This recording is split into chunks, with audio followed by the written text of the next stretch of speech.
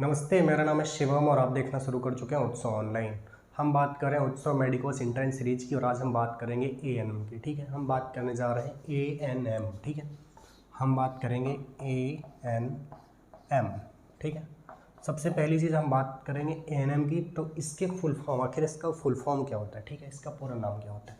इसका पूरा नाम होता है ऑक्सिलरी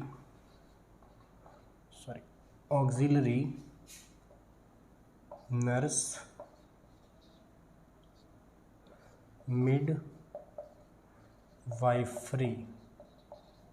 आपको दिख रहा है ऑक्सिलरी नर्स मिड वाइफरी। ठीक है, ऑक्सिलरी नर्स मिड वाइफरी। अब हम थोड़ा और डीपली बात करेंगे आखिर ये होता क्या है। ठीक है, तो ये कोर्स उन लोगों के लिए है जो सॉरी ये कोर्स उन लोगों के लिए है जो मेडिकल के फील्ड में काम करना चाहते हैं। ठीक है, जो मेडिकल के फील्ड में, मतलब कि जो डॉक्टर नहीं बन पा रहे हैं या डॉक्टर बनना नहीं चाहते हैं, वो मेडिकल फील्ड से जुड़ना चाहते हैं, तो उनके लिए ये कोर्स है।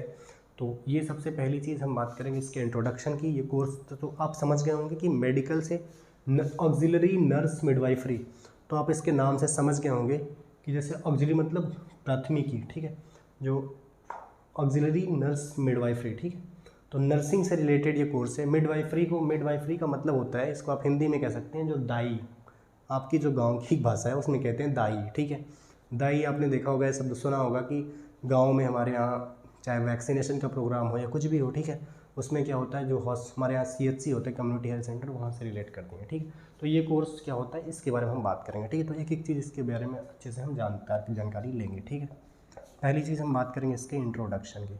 तो आप समझ गए होंगे साहब कि ये कोर्स जो होता है, ठीक है, ये कोर्स क्या होता है। ये कोर्स मेनली क्या होता है, मेडिकल से रिलेटेड है। ठीक है, मेडिकल से रिलेटेड है और ये मेन क्या होता है, नर्सिंग का कोर्स है। ठीक है, नर्सिंग का कोर्स है। तो अब बात करेंगे इसके इंट्रोडक्शन की। सबसे पहले आप ये समझ लीजिए, ये 2 ईयर का, ठीक है, ये 2 ईयर का अंडर डिप्लोमा नर्सिंग कोर्स है। ठीक है, ये 2 ईयर का 2 साल का डिप्लोमा, ठीक है, 2 साल का डिप्लोमा नर्सिंग कोर्स है। और ये जो कोर्स होता है साहब, ये डिप्लोमा आप समझते हैं, एक होती है बैचलर डिग्री, एक होती है मास्टर डिग्री, और एक होती है डिप्लोमा। जैसे कि आप इंटरमीडिएट पढ़ रहे हैं तो इंटरमीडिएट आपका क्या होता है, ये डिप्लोमा के अंदर आता है। हाई स्कूल के बाद जो कोर्सेज होती है ये डिप्लोमा होता है। ठीक है, तो ये जो है आपका डिप्लोमा होता है। ठीक है, आप अगर ANM कर लेते हैं, ऑक्सिलरी नर्स मिडवाइफरी, जैसे आप हाई स्कूल के बाद इस कोर्स को या फिर इंटरमीडिएट के बाद इस कोर्स को आप कर सकते हैं। डिप्लोमा कोर्स होता है। ठीक है, तो ये इंट्रोडक्शन हमने इसका परिचय बता कि कोर्स होता क्या है। ये 2 साल का अंडर डिप्लोमा के अंदर आने वाला नर्सिंग से रिलेटेड कोर्स है। नर्सिंग का कोर्स होता है। ठीक है, ये क्या होता है, ANM, एक ऑक्सिलरी नर्स मिडवाइफरी। ठीक है, ऑक्सिलरी नर्स मिडवाइफरी। तो जैसे हमने आपको बताया था इसके पहले वाले वीडियो में BSc नर्सिंग के बारे में, तो BSc नर्सिंग क्या था साहब, वो बैचलर का कोर्स था। क्या था, बैचलर डिग्री थी। ये क्या है, ये डिप्लोमा डिग्री है। तो आप समझ गए होंगे कि क्या है डिग्री। ठीक है, अब हम बात करेंगे किसकी, इसकी एलिजिबिलिटी की। ठीक है, इसकी एलिजिबिलिटी की कि आखिर इस कोर्स को करने के लिए क्या क्या चाहिए। ठीक, इस कोर्स को करने के लिए क्या क्या चाहिए।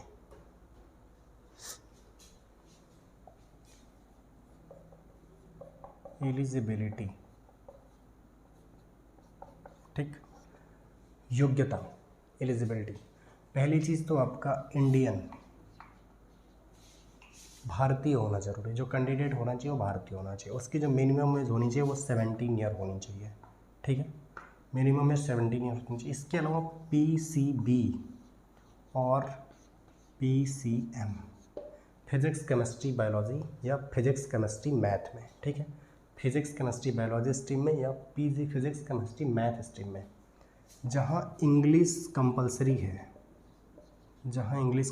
हो उस 12th क्लास में, PCB या PCM में जहाँ इंग्लिश कंपलसरी हो 12th क्लास में, किसी रिकॉग्नाइज्ड बोर्ड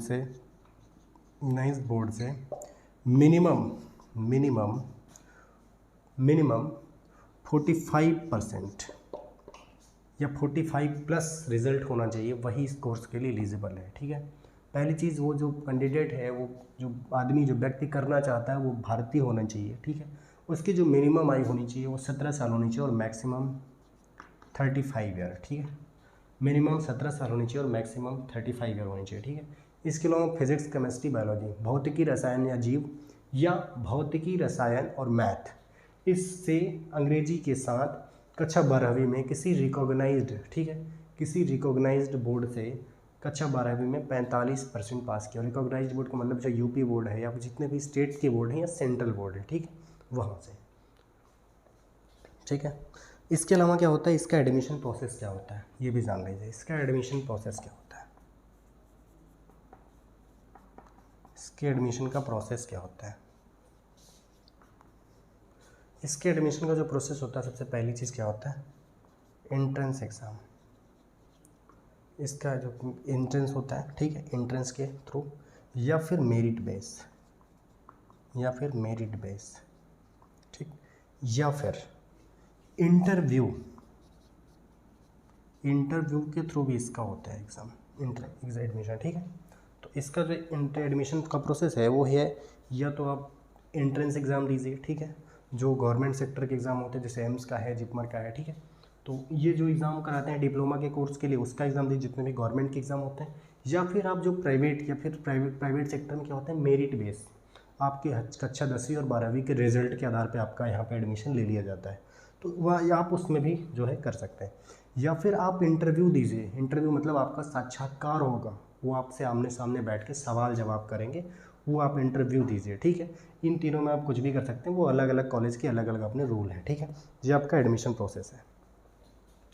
और इसमें जो फीस होती है आपकी, इस कोर्स में आपकी जो मिनिमम फीस होती है गवर्नमेंट की, ठीक है, जो इन 2 सालों में आपकी गवर्नमेंट की फ़ीस होती है वो आपके 70K टू 130K, ठीक है, और जो आपके प्राइवेट कॉलेज की फ़ीस होती है, ठीक है, आपके जो प्राइवेट कॉलेज की फ़ीस होती है, सॉरी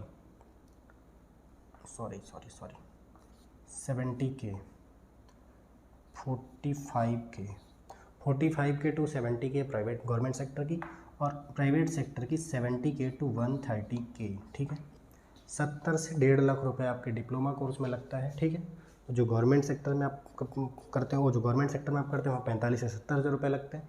जो प्राइवेट सेक्टर में आप करते हैं 70 से 1.5 लाख रुपए लगते हैं। ठीक है, 70K टू 130K, तो ये आपकी फ़ीस होती है। हमने आपको एलिजिबिलिटी बताई, कैंडिडेट जो होना चाहिए उसकी क्या होनी चाहिए, पहली चीज़ भारतीय होना चाहिए, दूसरी 17 साल मिनिमम होनी चाहिए, मैक्सिमम 45 साल उसकी उम्र होनी चाहिए। फिजिक्स, केमिस्ट्री, बायोलॉजी या फिजिक्स, केमिस्ट्री, मैथ स्ट्रीम में इंग्लिश कंपलसरी होगी। वहाँ से कक्षा 12वीं में 45% से ज़्यादा किसी रिकॉग्नाइज्ड बोर्ड से 12th पास किया होना चाहिए। ठीक है, दूसरी चीज़ हमने बताया, एडमिशन का जो प्रोसेस है वो एंट्रेंस एग्जाम होता है या मेरिट बेस होता है या फिर इंटरव्यू के थ्रू होता है। एंट्रेंस मतलब आप उसकी परीक्षा देंगे, जो उसका संस्थान जो परीक्षा आयोजित कराता है।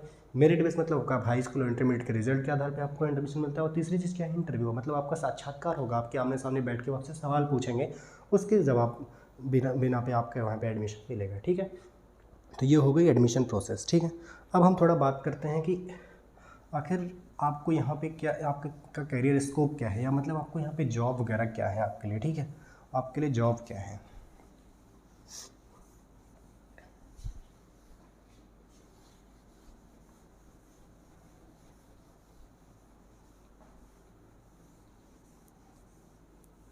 देखिए, ये जो कोर्स होता है साहब डिप्लोमा का, इसमें आप कर क्या सकते हैं। ठीक है, कैरियर स्कोप या जॉब, ठीक है, या जॉब, ध्यान से समझिएगा। पहली चीज़ तो आपका जो काम होता है वो सबसे मेन जी चीज़ होता है, वो क्या होता है, doctors help, doctors help, vaccination. जो आपके गांव में देखा होगा आपने, स्वास्थ्य विभाग की टीम आती है और वो टीकाकरण करती है, टीका लगाती है बच्चों को या ड्रॉप पिलाती है। ठीक है, टीका लगाने का या ड्रॉप पिलाने का जो काम है वो कौन करता है, वो यही लोग करते हैं, ऑक्सिलरी नर्स मिडवाइफरी। ठीक है, इसके अलावा जो पेशेंट की, ठीक है, जो पेशेंट की एक मतलब पेशेंट का जो डाटा होता है, पेशेंट का जो डाटा होता है, डाटा मेंटेन कौन करता है, यही करते हैं। ठीक है, पेशेंट का जो डाटा होता है उसको ये मेंटेन करते हैं। पहली चीज़ डॉक्टरों की हेल्प करते हैं, दूसरा वैक्सीनेशन का काम करते हैं, तीसरा कि ये आप पेशेंट की जो है पेशेंट का जो डाटा मेंटेन करने का काम होता है वो यही करते हैं। इसके अलावा ये जो है CHC या PHC, ठीक है, CHC या PHC से जुड़ के अपना अच्छा फ्यूचर बना सकते हैं, कम्युनिटी हेल्थ सेंटर और जो आपके जो होते हैं प्राइमरी हेल्थ सेंटर, ठीक है। तो ये इसमें क्या कर सकते हैं, इसमें क्या करते हैं अपने अपने लिए जो है अच्छा इनके लिए है कि ये जो है या तो किसी को हॉस्पिटल में जुड़े, ठीक है, तो ये डॉक्टर्स की हेल्प कर सकते हैं, या फिर ये वैक्सीनेशन के प्रोग्राम में, जैसे जो हमारे जितने वैक्सीनेशन के प्रोग्राम होते हैं, ठीक है, चाहे वो टीबी का टीका लगना हो या फिर जो भी टीके लगते हैं, ठीक है, तो ये सब जो भी टीके लगाए जाते हैं उनके लिए, ठीक है, वैक्सीन है। जैसे कोविड का ये वैक्सीनेशन का टाइम है, तो देखिए इसमें जितने भी स्वास्थ्य विभाग की टीम है ये ज़्यादातर लोग यही हैं, ठीक है, जो ANM होती हैं, ठीक है। और मेन क्या होता है, पेशेंट डेटा मेंटेन, पेशेंट की जो हॉस्पिटल में जो पेशेंट का डेटा होता है वो यही सब मेंटेन करते हैं, ठीक है, और उसकी केयरिंग, पेशेंट की मेनली केयरिंग, और जो होती है CHC और PHC में ये मेन, ठीक। तो आप ये समझ लीजिए सबसे बड़ी चीज़ जो है कि ये जो कोर्स होता है साहब, ये मेनली क्या होता है, ज़्यादातर महिलाओं के लिए होता है, ये पुरुषों के लिए नहीं है। हालांकि पुरुष इसको ज़बरदस्ती कर सकते हैं, बट मेनली ये कैसे है, सिर्फ महिलाओं के लिए है, ठीक है, ये सिर्फ महिलाओं के लिए है, पुरुषों के लिए नहीं है, ठीक है। ये सिर्फ फीमेल कैंडिडेट करेगी तो ज़्यादा सही रहेगा, ठीक है। मेल कैंडिडेट इसको मेरे हिसाब से इतना ज़्यादा सही नहीं है, ठीक है। तो ये आप समझ गए। इसमें अब बेस्ट अपॉर्चुनिटी क्या है आपके लिए, ठीक है, इसमें अब आपके लिए बेस्ट अपॉर्चुनिटी क्या है, आखिर आप इसमें अपना बेस्ट क्या कर सकते हैं। सबसे पहली चीज़ आप जो है इसमें अपना जो बेस्ट कर सकते हैं वो ये है कि आप पेशेंट से डायरेक्टली या किसी भी व्यक्ति से जिसको आपसे लाभ हो रहा है उससे डायरेक्टली इंटरेक्ट हो सकते हैं, और आपको बताएं जब वो व्यक्ति से आपको लाभ होगा, जब उस व्यक्ति को आपसे लाभ होगा, ठीक है, जब उसको लाभ होगा आपकी इस प्रोग्राम से, या कोई भी, जैसे कि आप किसी के थ्रू जा रहे हैं, जैसे आप वैक्सीनेशन कोई प्रोग्राम कर रहे हैं, ठीक है, उसके थ्रू आप अगर उससे जुड़ रहे हैं तो आपको उसके साथ काम करने पे जब उसके साथ जब उसका आपके थ्रू फ़ायदा होगा, ठीक है, उसकी जो हेल्थ होगी वो आपके थ्रू अगर अच्छी होगी, आपकी हेल्प से वो अच्छा करेगा, ठीक है, या उसकी फैमिली की आप हेल्प करेगा, किसी की भी जब आप हेल्प करेंगे तो आपको जो खुशी होगी, जो एहसास होगा आपके अंदर का ना, बड़ा अच्छा लगेगा, बड़ा आनंद रहेगा आपको, समझ रहे हैं। तो ये जो नर्सिंग का जो कोर्स होता है, ये डिप्लोमा का ऑक्सिलरी नर्स मिडवाइफरी, मिडवाइफरी का मतलब होता है, देखिए जब मिडवाइफरी का थोड़ा समझिए, अगर आप उटपटांग तरीके से समझना चाहते हैं, मिडवाइफरी मतलब जो आधा आपकी अर्धांगिनी की तरह कार्य करते हैं, ठीक है। तो ये कौन आधा अर्धांगिनी की तरह कार्य कौन करता है भाई, हमारी माँ करती है ना, ठीक है। तो वो क्या होता है, समझ रहे हैं, मतलब कि हमारी जो केयरिंग होती है, ठीक है, हमारे लिए खाने का प्रबंध, केयरिंग करना, ठीक है, तो ये कौन करता है भाई, मिडवाइफरी। तो दाई, समझ रहे, दाई में समझ मतलब जो आपकी केयरिंग करे, जो हॉस्पिटल में आपकी केयर करे, ठीक है, उसको कहते हैं मिडवाइफरी, ठीक है। तो ANM का कोर्स ये होता है। तो इसमें जो बेस्ट अपॉर्चुनिटी यही है आपके लिए कि आप बेहतर कॉलेज से इसको भी करें और आप अच्छे से पूरी लगन से इस कोर्स को करें और पूरा फील लें इसको पढ़ाई करते समय, ठीक है, तब ज़्यादा मजा आएगा, ठीक है। तो आई होप कि आपको ANM ऑक्सिलरी नर्स मिडवाइफरी का पूरा कोर्स आपको समझ में आ गया। नेक्स्ट वीडियो में हम बात करेंगे इसके कोर्स की, ठीक है, हम हर जितने भी वीडियोस आपको मिल रहे हैं एंट्रेंस एग्जाम के, उसकी हम कोर्स सीरीज़ भी लाएंगे, ठीक है, जैसे हम BSc नर्सिंग का कोर्स लाएंगे, ANM का कोर्स लाएंगे, GNM, जितने भी हम प्रोग्राम ला रहे हैं उसके सबके कोर्स भी लाएंगे, ठीक है, और कोर्स मतलब पूरा सिलेबस की सीरीज़ आपको देंगे, सिलेबस क्या होता है, फर्स्ट ईयर सेमेस्टर में क्या पढ़ाया जाता है, सेकेंड में क्या पढ़ाया जाता है, ठीक है, ऐसे हम पूरा बात करेंगे, ठीक है। तो आई होप कि आपको ANM समझ में आ गया होगा, ठीक है। तो आज की कहानी यहीं तक, मिलते हैं कल, तब तक के लिए थैंक यू, धन्यवाद।